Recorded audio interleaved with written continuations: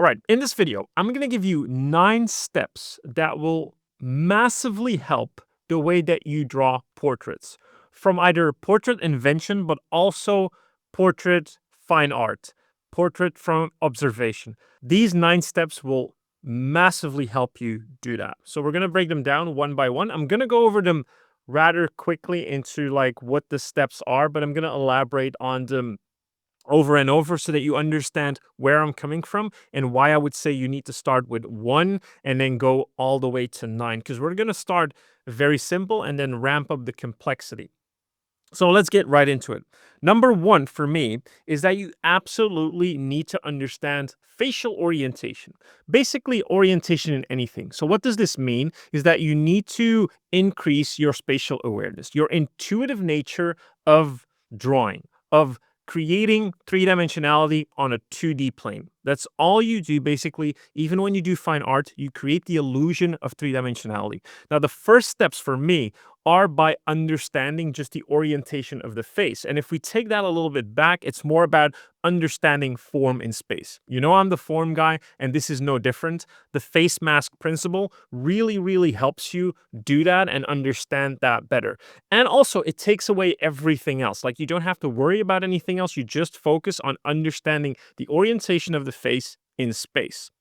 Then number 2 is going into the Loomis head. Now, why is this important? Is because Loomis has really abstractified or understood like how you can distill a illusion of the portrait or the face in its simplest form.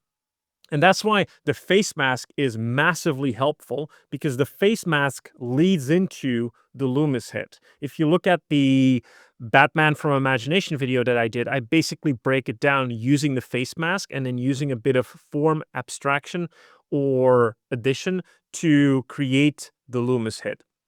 So the Loomis head really helps us better understand the proportions of the head and, again, how to place it in different orientations in space. What you'll also notice throughout this video is that I start in 3D immediately. That might not be super beginner friendly, because a lot of the times beginners start with orthographic, like super graphic front views. For me, if you want to like kickstart or boost your understanding of how to draw the portrait, and if that is something you're passionate about, whether it's inventing the portrait or whether it's getting better at fine art and representing the portrait, for me, it starts with the understanding of things in space, the intuitive understanding of drawing in 3D space on a 2D surface. For me, that's a non-negotiable, and the sooner you start with that, the better. So that's why I'm taking it like this. Number 3 is to actually understand what we call at Artwod is facial features number 1. And this is what a lot of people skip. It's what I see with a lot of students, that they jump from doing 2 lessons in perspective and then immediately going to anatomy. It's like you're skipping a lot of things in between. So you want to break it down. You want to compartmentalize it so that you better understand how to add a little bit of complexity instead of a lot at the same time. It's the juggling effect that I talk about a lot. You don't want to be juggling 2 cones at once and then suddenly introduce 4 more, because they're gonna drop and you're gonna get frustrated, right? In our beginner portrait road at Artwod, we do this by just structuralizing the facial features. What that means is that we take something like the Loomis head, and all we do is we put simplified facial features on top of that. So the triangulated box for the nose, the tooth cylinder for the mouth, not even the lips, and just basically spheres of the eyes. And we learn how to cut out the eye sockets from the Loomis head, because that's a bit of subtraction. Like, we're all already learning to subtract one form from another, which is already very complex. So we want to take it, again, one step at a time. So if you've understood, or if you understand the Loomis head, then you go to adding a bit of form to the Loomis head that looks like facial features. Again, it's the illusion. And you'll see that as we progress, all we're doing is we're refining the illusion. It's always an illusion.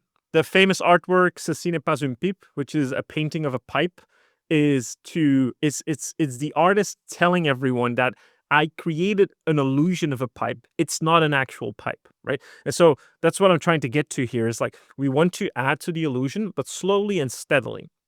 And so we're abstractifying the simplified version of the nose, the mouth, the eyes. We can do the ears as well. They're incredibly easy. They're basically just discs. And we explain that in our beginner portrait road as well. And so that's all you do. And of course, again, I'm doing this in like one particular angle, but you study that in many different angles, right? And you can do it based on observation.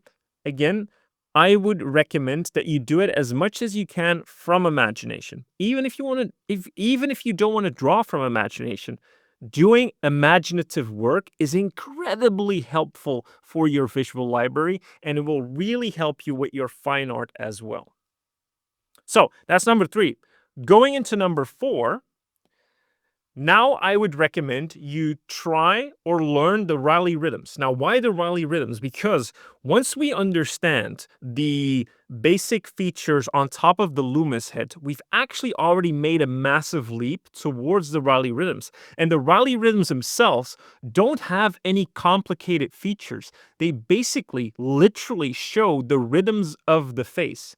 And this really helps you better understand how we can add certain facial features or how we can manipulate and play with the face itself.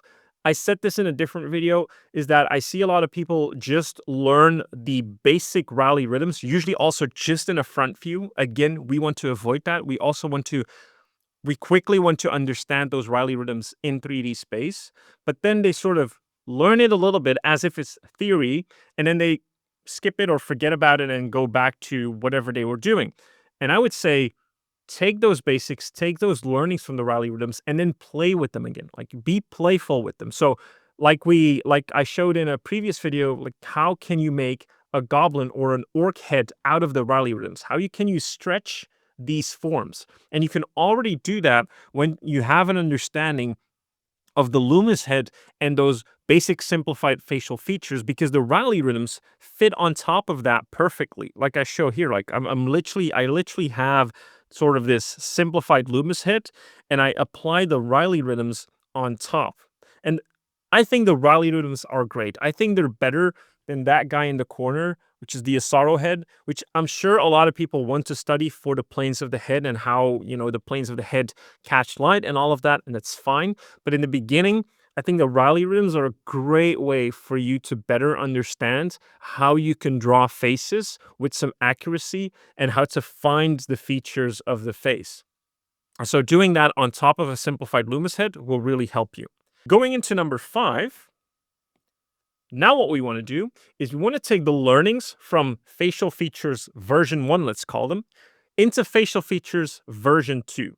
What we're doing now with facial features version 2 is we're really now trying to understand how these abstract, simplified forms, how they become, or how they better represent anatomical form. Again, in Artwod, we call this anatomy-informed shape manipulation. It's a big word, but it's actually just a very complicated way of saying we're going to base ourselves on anatomy, but we're still going to do it with shape. So for instance, in our beginner portrait road, we're not really doing a lot of anatomy. What we're actually doing is we're learning the combination of forms. So this is the triangulated box form, which is fairly easy to understand. And then we have something like this that already results in a more anatomically looking shape, but we actually learn that by combining a triangulated box like this with a sphere like this with bent boxes, and that's why we are so heavy on form manipulation with bent boxes in space, because once we understand all of these forms in space, it's easier then to understand the anatomical forms. Again, what we're doing is we're going from big shapes to medium shapes. So first we're trying to understand the big form, then we break it up into more little manipulated forms to better understand the anatomical form. That's what we're doing. Doing the same for the lips, we're doing the same for the eyes. So again, this is now what you study because you'll then have a better understanding of how to represent the actual facial features instead of just abstractifying them. And now, by this time, you should already have a good understanding of how to orient the face in space, what the proportions are through the Loomis head, where you place the facial features, how you can use the rhythms for good observation, and then how you can add believable features to that. Then going into number 6, what we're now doing is we're now really focusing on observation. Up until this point, I really haven't mentioned observation that much because I don't think it's necessary. Don't get me wrong, and a lot of people will rush to the comment section like, what do you mean no observation? I'm saying that you can do a lot of this. That's the power of all of the information we got from guys like Loomis and Riley and all of these people that contributed to the art, is that we can first learn a bit of theory and construction, and then we can use all of that imaginatively, and we can use all of that then to look at observation and sort of correlate the things that we've learned with the things we're seeing. And this will make you very powerful into drawing from observation or imagination. And so what we're doing now is we're taking everything we've learned and we're applying it on top. The facial features, the Raleigh rhythms, everything now comes together to create Dr. Manhattan, basically, right? It's a very idealized face. So as you can see here, we're not really yet doing anything very specific. We're not doing a lot of observation, or up until that point, we haven't done a lot of observation yet. So our first result of a face will be pretty generic. And then, and this is why observation is important, now we use observations to see how we alter all of these things, all of these, what I call puzzle pieces, all of these forms that you learn, all of this sort of theory and these guides that you learn, they're puzzle pieces in your tool bag to now observe something and see, what do I need to alter to make it match what I'm seeing? If we simplify it to, let's say, drawing a tree, it would be very similar, because what I can do, I can literally teach you how to draw cylinders in space. I can teach you that. You don't have to look at trees, right? I can teach you how to do that, and I can teach you how to manipulate cylinders. It's literally what we do in our beginner road. I teach you how to manipulate, bend them, twist them, whatever we do with them, elongate them, right? Change them, the contour of them. All of this I can teach you without you ever having seen a tree, right? Then what we do is we start taking reference from a tree, and now we're trying to correlate, okay, you see this tree now? See how this represents that cylinder, that manipulated cylinder that I've been teaching you? Well, now you just adjust what you've learned to better represent that tree. And you'll quickly find out that this really gives you a good fundamental base to draw either from observation or from imagination. So that's step 1 to 6. For me, the most fundamental steps that you would need to do. Then, of course, what we now want to do is we want to add some more believability. And this we do through shading. Now, my first step and my first recommendation when it comes to shading wouldn't actually be shading. It would be cell shading. The reason I like cell shading, there's 2 reasons I like cell shading. One, it drastically simplifies shading.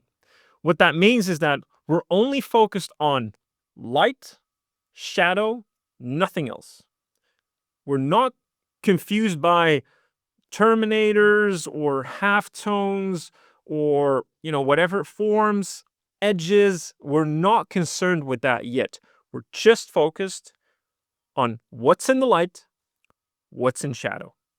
Based on all of the form learning you've done so far, this should become easier. Now, I'm not saying, especially if you're a true beginner, you're probably not going to shade the face. You're first going to shade, again, a cylinder or then a face mask, right? And some spheres. And you're going to get an intuitive sense of what you need to shade or what part of a certain form you need to shade. But doing it with cell shading massively simplifies that. The second reason I really like cell shading is because you need to commit.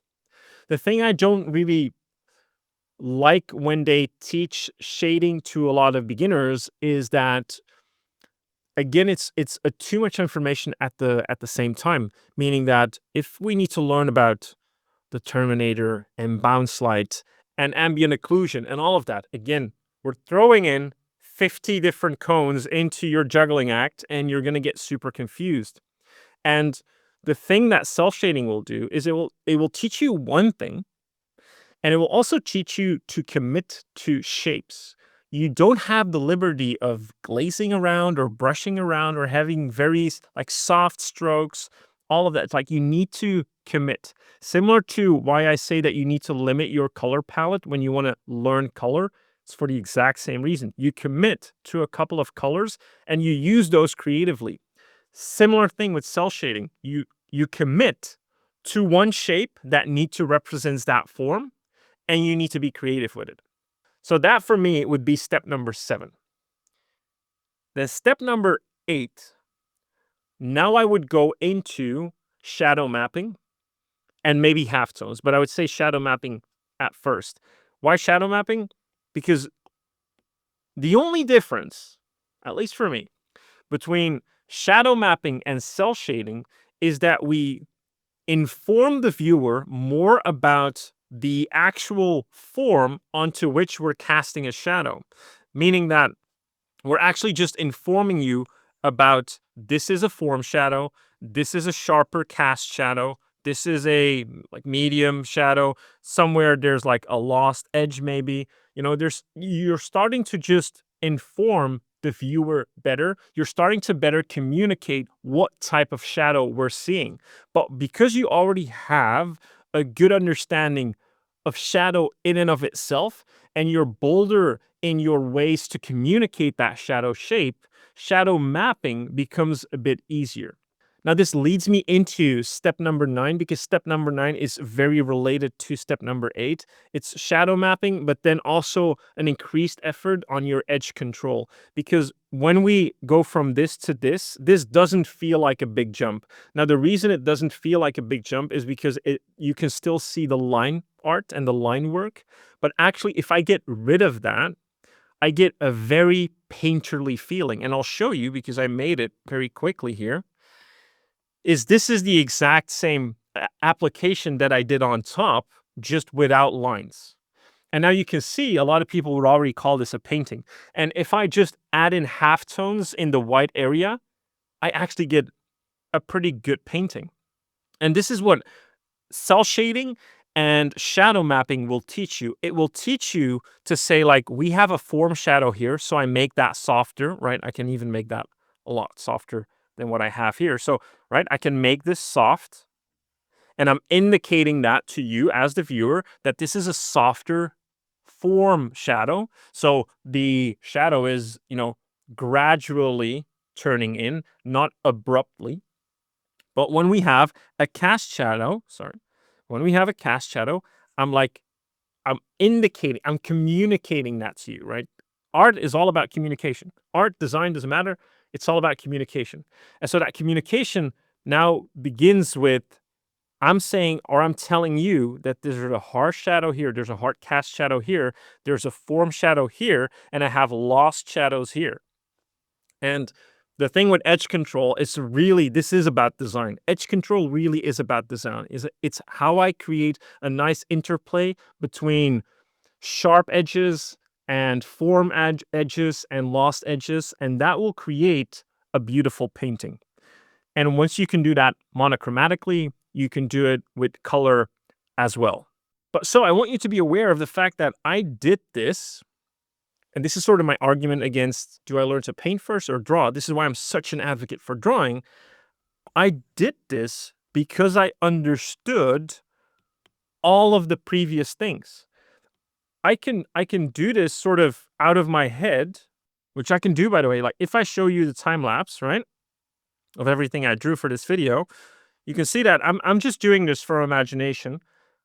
I'm basing this on the Riley rhythms, on the Loomis head that I understand, on the form that I understand from the nose, and those anatomy and form shapes that I know, and shadow mapping and cell shading. So I'm doing that based on all of that knowledge. I'm just combining it now to then create something that already looks painterly, and I didn't have to look at reference, right? That's not a flex. It's just like because of all of that knowledge, I don't have to look at reference. And because of that, when I look at reference, it becomes increasingly easy for me to represent that. And now the only thing I can focus on is how can I be creative in the way that I represent this portrait. I can now have more creative liberty, and I don't have to worry, or I don't even have to rely on the reference. A beautiful quote that I keep mentioning from Jeffrey Watts is, you don't want to be manipulated by the reference. You want to manipulate the reference. And you can only manipulate the reference if you understand the fundamentals on how to do that. So that's the premise for this video for me, is that you can take this 9-step process and really get very confident in your drawing abilities and your shading abilities, and eventually in your painting abilities. All right. So this is like the 9-step process that I would say you can definitely follow to massively improve your portrait painting or portrait drawing process. So that's it. Hope you enjoyed that. And as always, I'll see you in the next one.